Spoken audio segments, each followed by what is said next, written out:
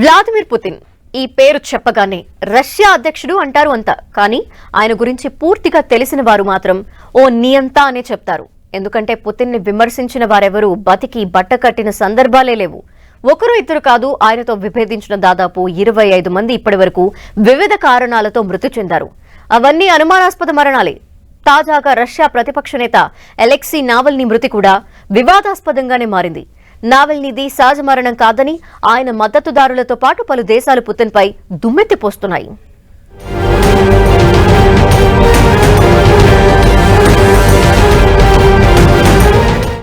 Russia ప్రతిపక్ష నేత ఉద్యమకారుడు అలెక్సీ నావల్నీ మృతి ప్రపంచం మొత్తాన్ని దిగ్భ్రాంతికి గురిచేసింది.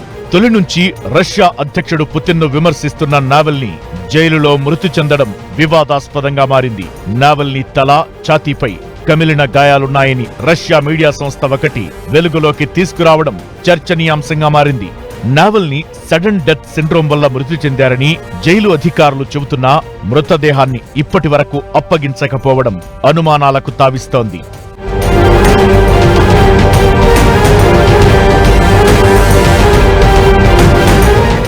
ఈ క్రమంలోనే నావల్నీ మృతిపై అనుమానాలు వ్యక్తం చేస్తూ ఆయన మద్దతుదారులు ఆందోళనలు చేపట్టారు.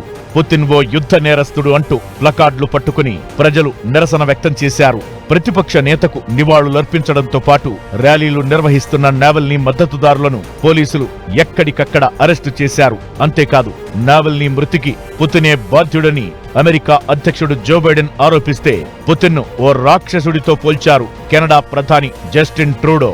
అలెక్సీ మృతి అనుమానాస్పదంగా మారిన తరుణంలో గతంలో పుతిన్ ను వ్యతిరేకించిన వారి మరణాలు మరోసారి తెరపైకొచ్చాయి. రష్యా అధ్యక్షుడు పుతిన్ ను విమర్శించిన చాలా మంది అనుమానాస్పద స్థితిలో మృతి చెందారు.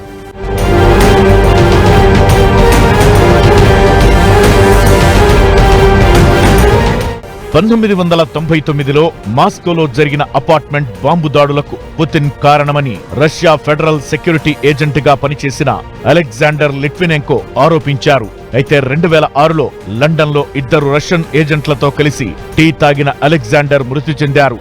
ప్రెసిడెంట్ పుతిన్ పై తరచూ విమర్శలు చేసిన అన్నా పోలిట్కోవస్కాయా అనే మహిళా జర్నలిస్ట్ 2006లో ఆమె అపార్ట్మెంట్లోనే హత్యకు గురయ్యారు. ఇక పుతిన్ పై తరచూ విమర్శలు గుప్పించిన రష్యా మాజీ ప్రధాని 2015లో జరిగిన కాల్పుల్లో మృతి చెందారు. గతేడాది రష్యా నాయకత్వంపై తిరుగుబాటు చేసిన వారికి వాగ్నర్ గ్రూప్ కు చెందిన ప్రిగోజిన్ నాయకత్వం వహించారు. కొన్ని రోజుల తరువాత ఆయన విమాన ప్రమాదంలో మృతి చెందారు. వీరితో పాటు చాలా మంది నాయకులు, వ్యాపారవేత్తలు పుతిన్ పాలనా కాలంలో వివిధ ప్రమాదాల్లో ప్రాణాలు కోల్పోయారు. యుక్రెయిన్తో యుద్ధం మొదలైన తరువాతే దాదాపు 19 మంది పుతిన్ విమర్శకులు మృతి చెందారు. ఈ ప్రమాదాలన్నీ పుతిన్ వల్లే జరిగాయని తొలి నుంచి ఆరోపణలున్నాయి. కానీ ప్రతిసారి అక్కడి ప్రభుత్వం వాటిని కొట్టిపారేస్తూ వస్తోంది. ఇలా పుతిన్ ను విమర్శించిన వారంతా అనుమానాస్పద స్థితిలో మృతి చెందడం, తాజాగా ప్రతిపక్ష నేత మరణం వెనుక అనుమానాలు తలెత్తడం వివాదాస్పదంగా మారింది. అగ్రదేశాలు సైతం పుతిన్ వల్లే నావల్నీ మృతి చెందాడని ఆరోపిస్తున్నా రష్యా ప్రభుత్వం మాత్రం తమ తప్పేమీ లేదని చెప్పుకొస్తోంది.